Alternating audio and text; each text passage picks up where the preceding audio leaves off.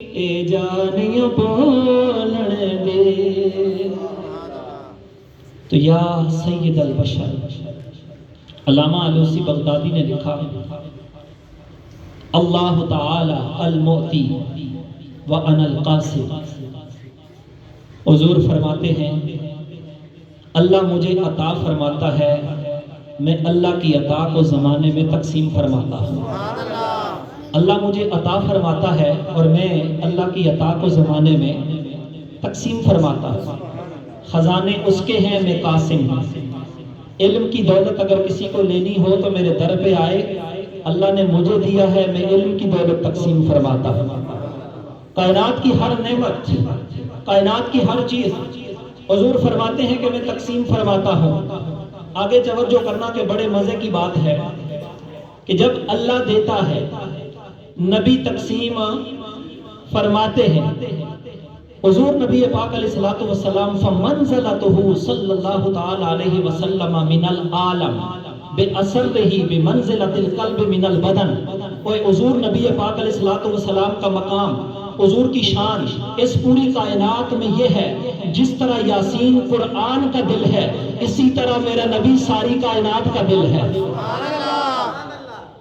قرآن کا دل یاسین ہے، اس کائنات کا دل محمد رسول اللہ کی ذات ہے. اب دل دھڑکتا ہے تو زندگی ملتی ہے. قرآن کا دل یاسین ہے تو زمانے کا دل محمد رسول اللہ کی ذات ہے. حضور سے آج پوری کائنات کی بہار ہے، حضور کی چمک دمک ہے، حضور کی ہی شانیں ہیں. میں کھا رہا ہوں، پہن رہا ہوں، چل رہا ہوں، کائنات میں بہاریں ہیں، کائنات میں عزتیں ہیں. توجہ کرنا یہ سارا کچھ کیا ہے؟ محمد رسول اللہ کی ذات کا صدقہ ہے. علامہ علوسی بغدادی رحمۃ اللہ علیہ تعالیٰ فرماتے ہیں فما التفا افتتاح بقلب القرآن من قلب الاقوان. ذرا غور کرو کہ اللہ قرآن کے دل کی، اللہ قرآن کے دل کو محمد کے دل سے سٹارٹ فرماتا ہے. تو اتنا عظمتوں والا کلام ہے. تو پتہ یہ چلا کہ میرا نبی اس قرآن کی بھی بہار اور جان ہے. میرا نبی اس قرآن کی بھی بہار اور جان ہے. والقرآن الحکیم. اللہ فرماتا ہے مجھے قرآن کی قسم جو حکمتوں سے پر ہے. اللہ نے صرف قرآن کی قسم نہیں کھائی. میرا ارادہ تھا ایک بڑی لمبی چوڑی گفتگو کرنے پہ، لیکن میں بالکل اختصار کے ساتھ، مجھے پتا ہے پورا رمضان گزرا، آپ لوگوں نے تراویح پڑھی، ہر بندہ تھکا ہوا ہے، آرام کرے گا پھر سحری کرے گا. میرے دوستوں میں سمجھتا ہوں یہ چند باتیں اگر آپ کے دل و دماغ میں میری آ گئی تو میری بھی کامیابی ہے، آپ کی بھی کامیابی ہے. تو بس اختصار کے ساتھ پیش کر رہا ہوں. توجہ کرنا، اللہ نے قرآن کی قسم کھائی، صرف قرآن کی نہیں، آگے حکمت کی بھی بات فرمائی. فرمایا قرآن کی قسم بھی کھاتا ہوں کہ جس قرآن کو میں نے حکمتوں سے پر کر دیا. اب اللہ کا قرآن حکمتوں سے پر ہے. ایک عالم دین تھے نا، واز فرما رہے تھے. ایک بندہ کھڑا ہوا، انہوں نے کہا وَلَا رَطْبٍ وَلَا يَابِسٍ إِلَّا فِي كِتَابٍ مُبِينٍ. اوے اللہ نے کوئی خشک تار، چھوٹی بڑی، خشکی تری، کوئی ذرے کا ذکر اللہ نے نہیں چھوڑا جو قرآن میں نہ کیا ہو. ایک انگریز کھڑا ہو گیا، اس نے کہا میں آپ سے سوال کرتا ہوں، آپ اگر میرے سوال کا جواب دیتے ہیں تو میں کلمہ پڑھ کے دارہ اسلام میں داخل ہو جاؤں گا. میرے دوستوں وہ علم والا تھا. اس نے کہا بتائیں کہ اللہ نے ہماری انگلش کا بھی قرآن میں ذکر فرمایا ہے. ذرا غور کرنا، ہماری انگلش کا، وہ انگلش مین تھا. اس نے کہا کلمہ تب پڑھوں گا کہ یہ ثابت کر کے دیں کہ اللہ نے اس ہماری انگلش لینگویج کا قرآن میں ذکر فرمایا ہے. آپ نے فرمایا ہے.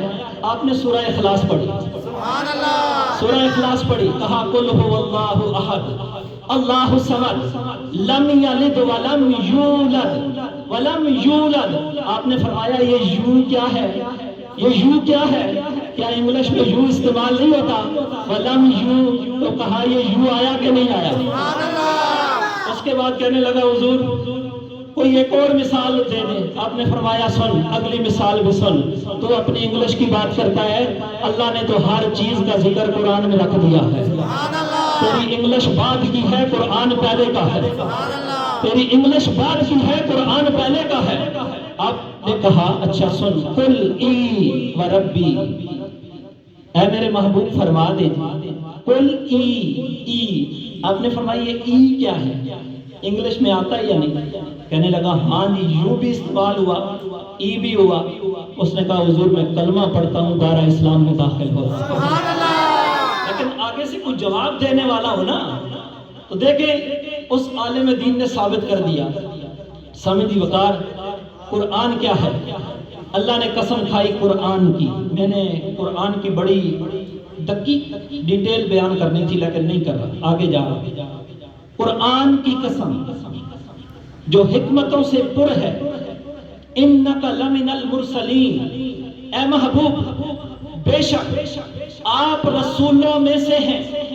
کفار نے جھٹلایا، ابو لہب بولا، کہا لست مرسلا، کہ تو اللہ کا رسول نہیں ہے۔ اللہ نے فرمایا محبوب یہ کافر جھٹلا رہے ہیں لیکن میں قرآن میں دلیل اتار رہا ہوں، اور رب میں فرما رہا ہوں کہ محبوب تو میرا سچا رسول بن کے آیا ہے۔ اللہ فرماتا ہے وَرَفَعْنَا لَكَ ذِكْرَكَ، محبوب ہم نے تیرا ذکر تیری ذات کی خاطر بلند کر دیا، تیرا ذکر تیری ذات کی خاطر بلند کر دیا۔ اللہ پیار کی زبان میں اپنے محبوب سے یوں فرماتا ہے کہ محبوب توحید میری ہوگی، رسالت تیری ہوگی، خلقت میری ہوگی، حکومت تیری ہوگی، براق میرا ہوگا، سواری تیری ہوگی، آب کوثر میری ہوگی، محبوب ملکیت تیری ہوگی، عطا میری ہوگی، تقسیم تیری ہوگی۔ ارے محبوب چہرہ تیرا ہوگا، والضحیٰ میں بولوں گا، زلفیں میری ہوگی، واللیل اذا سجا میں بولوں گا، محبوب سفر معراج تیرا ہوگا، سبحان الذی اسرا بعبدہ میں بولوں گا، اے محبوب براق تیرا ہوگا۔ توجہ کرنا، اللہ فرماتے ہیں محبوب کنکریاں تو پھینکے گا، ولیکن اللہ رما میں بولوں گا کہ محبوب اخلاق تیرا ہوگا، وانک لعلی خلق عظیم میں بولوں گا۔ ارے محبوب توحید میری ہوگی، لا الہ الا اللہ تو بولے گا، ارے رسالت تیری ہوگی، محمد رسول اللہ میں بولوں گا۔ تو میری توحید بولے گا، میں تیری رسالت کے چرچے کروں گا۔ سبحان اللہ۔ سمجھی وقار، قربان جاؤں محبوب کے مقام پر بھی اور محبوب کے لجپال اس پاک کلام پر بھی۔ سبحان اللہ۔ اور یہ وہ برکتوں والا کلام ہے کہ جو اللہ نے اپنے محبوب پر نازل فرمایا۔ حضرت طفیل بن عمرو دوسی فرماتے ہیں کہ میں مکہ المکرمہ میں آیا، حضور نبی پاک علیہ السلام اس وقت مکہ شریف میں موجود تھے۔ مکہ کے بڑے بڑے سردار میرے ارد گرد اکٹھے ہوئے اور انہوں نے کہا کہ یہ جو شخص کھڑا ہے نا محمد صلی اللہ تعالیٰ علیہ وسلم، اس نے ہمیں مصیبتوں میں ڈال دیا، اس نے ہمیں پریشانیوں میں ڈال دیا، اس نے ہماری ملی وحدت کو پارا پارا کر دیا، اور اس نے باپ کو، ماں کو، بیٹوں کو، بیٹیوں کو، بہنوں کو اور بھائیوں کو ایک دوسرے کا دشمن بنا دیا۔ مکہ کے سردار کہنے لگے طفیل بن عمرو تو نے اس کی بات کو نہیں سننا، اس کی بات کو نہیں سننا، کہیں یہ نہ ہو کہ تیری قوم میں بھی یہ انتشار پھیل جائے۔ اور طفیل بن عمرو کہتے ہیں کہ میں نے کانوں میں روئی ڈالی اور روئی ڈال کر پھر میں باہر نکلا، حرم میں گیا۔ حرم میں پہنچا تو کیا دیکھا کہ کعبۃ اللہ کے قریب کھڑے محمد رسول اللہ نماز ادا فرما رہے تھے۔ کہتے ہیں کہ جب میں کعبۃ اللہ میں پہنچا تو حضور نماز پڑھ رہے تھے۔ اب حضور نے جب نماز پڑھتے پڑھتے اللہ کا قرآن پڑھا، میں ایک پائے کا شاعر تھا، عربی کا شاعر تھا، اچھے برے کلام کی تمیز کرتا تھا۔ جب نبی علیہ السلام کا پاک قرآن کانوں میں روئی اس لیے پھونسی تھی کہ حضور کی آواز کانوں میں نہ پڑے، کہیں قرآن کی آواز میرے کانوں میں نہ پڑے، لیکن رب جس کے کان کھول دے اسے بند کون کر سکتا ہے؟ کہتے ہیں کہ میں نے کیا کیا، حضور کا کلام تھوڑا سا سنا نا، اس نے کہا یار یہ کلام تو بڑا پیارا ہے، یہ نماز کو مکمل کر لیں تو میں ان سے کلام ذرا سنتا ہوں، اگر کلام اچھا ہوا تو قبول کروں گا، اگر اچھا نہ لگا تو رد کر دوں گا، اتنا بڑا شاعر عربی جانتا ہوں۔ حضور نے نماز پڑھی، حضور اپنے گھر کی طرف چلے تو طفیل بن عمرو دوسی کہتے ہیں کہ میں حضور کے پیچھے پیچھے چل پڑا، حضور کے گھر پہنچا، کہا حضور آپ نے جو قرآن کی تلاوت کی ہے مجھے بڑا مزہ آیا ہے، آپ ذرا مجھے اللہ کا قرآن تو پڑھ کے سنائیں۔ میرے نبی علیہ السلام نے قرآن پڑھنا شروع کیا۔ جب حضور نے کلام پڑھا نا تو اس وقت طفیل بن عمرو دوسی کہتا ہے کہ میں نے جب اس کلام کو سنا، اس نے کہا میں بھی بڑا پائے کا شاعر تھا، لیکن یہ کلام واقعی کسی انسان کا کلام نہیں، یہ خالق کائنات کا کلام ہے۔ اسی وقت یہ کلمہ پڑھ کے دارہ اسلام میں داخل ہو گیا، کلمہ پڑھا دارہ اسلام میں داخل ہو گیا۔ سمجھ وقار، یہ بڑی عظمتوں والی، بڑی برکتوں والی کتاب ہے۔ اللہ نے دنیا اور آخرت کا ذکر، دنیا کا ذکر بھی اللہ نے قرآن میں 115 مرتبہ فرمایا، آخرت کا بھی ذکر اللہ نے قرآن میں 115 مرتبہ فرمایا۔ دنیا آخرت، دنیا آخرت۔ پھر شیطان کا ذکر اللہ نے قرآن میں 88 مقام پر فرمایا، اور فرشتوں کا بھی ذکر اللہ نے قرآن کے 88 مقام پر فرمایا۔ اور پھر سب سماوات، اللہ نے 7 آسمانوں کی تخلیق فرمائی۔ اب 7 آسمان ہیں قرآن کریم میں، سب سماوات کا لفظ 7 مرتبہ آیا، اور خالقہ تخلیق کرنے والے کو کہتے ہیں کہ اس نے تخلیق فرمایا۔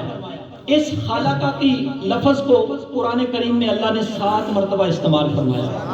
ذرا ربط دیکھیں، ادھر دیکھیں، اللہ نے عیسیٰ علیہ السلام کی مثال دی کہ ان مثل عیسیٰ عند اللہ کمثل آدم خلقہ من تراب ثم قال لہ کن فیکون، کہ اللہ رب العالمین نے فرمایا عیسیٰ کی مثال آدم کی مثال کی طرح ہے، کہ جس طرح اللہ نے آدم کو مٹی سے پیدا فرمایا، اسی طرح عیسیٰ کو بھی اللہ نے مٹی سے پیدا فرمایا، مٹی سے پیدا فرمایا۔ اب دیکھیں دونوں پیغمبروں کا ذکر آیا، آدم علیہ السلام کا بھی اور سیدنا عیسیٰ علیہ السلام کا بھی۔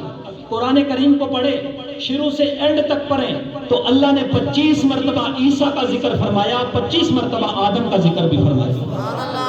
سمجھی وقار، اور بڑی باتیں تھیں جو میں آپ سے کرتا، لیکن قرآن کریم کی زبر ہو یا زیر ہو، شد ہو یا مد ہو، یہ قرآن حکمتوں سے پر ہے۔ کیا ہے؟ حکمتوں سے پر ہے۔ شہداں مداں زبراں زیراں شہداں مداں شان نبی وچ آیاں آما لوکاں خبر نہ کوئی تے خاصاں رمضان پائیاں۔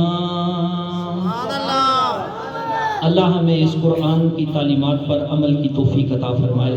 قرآن کے فیض سے اللہ ہمیں ہمیشہ اس قرآن کا فیض اللہ ہمیں حاصل کرنے کی توفیق عطا فرمائے۔ میں آپ کو مبارکباد پیش کرتا ہوں اور اللہ کی بارگاہ میں دعا کرتا ہوں، یا اللہ ہمارا یہ قرآن پڑھنا سننا اپنی بارگاہ میں قبول فرما، اور قیامت والے دن اس قرآن کریم کے پڑھنے سننے کو ہمارے لیے ذریعہ نجات بنا۔ وما علینا الا البلاغ۔